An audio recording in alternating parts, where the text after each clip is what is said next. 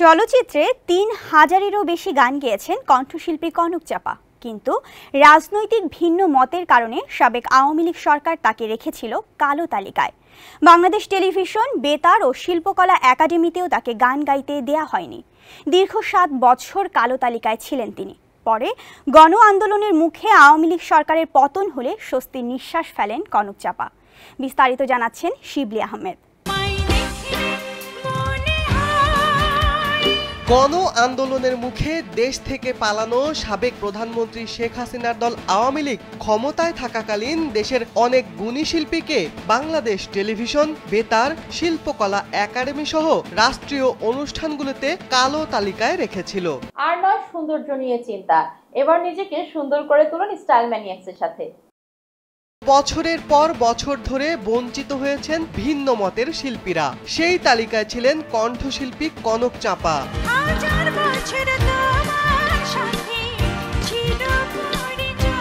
৭ বছর ধরে তাকে কালো তালিকায় রাখা হয়েছিল। এ সময় কোনো ধরনের রাষ্ট্রীয় অনুষ্ঠানে তাকে আমন্ত্রণ জানানো হতো না। কালো তালিকায় রাখার কারণে কনক চাপার গানের সংখ্যাও ধীরে ধীরে কমে যায়।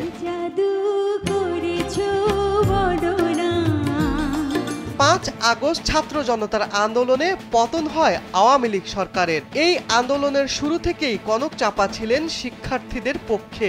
একটা সময় বিএনপির রাজনীতিতে সক্রিয় ছিলেন এই কণ্ঠশিল্পী।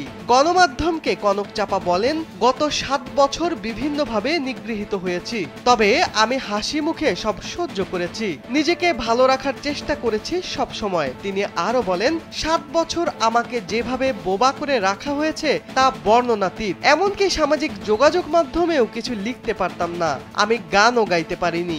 একজন শিল্পী যদি গাইতেই না পারেন তবে বোবা হয়ে যাওয়াই ভালো।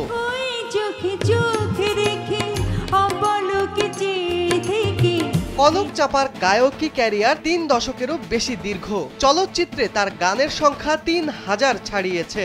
নিগৃহীত হওয়ার বিষয়ে এই শিল্পী জানান, গত ৭ বছরে তার কোনো গান বেতার কিংবা বিটিভিতে প্রচার হয়নি, শিল্পকলা একাডেমিতেও ডাকা হয়নি, নতুন শিল্পীদেরও গাইতে দেওয়া হয়নি তার গান।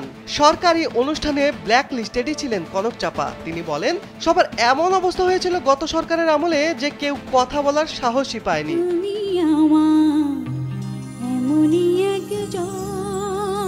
শিবলি আহমেদ, কালবেলা।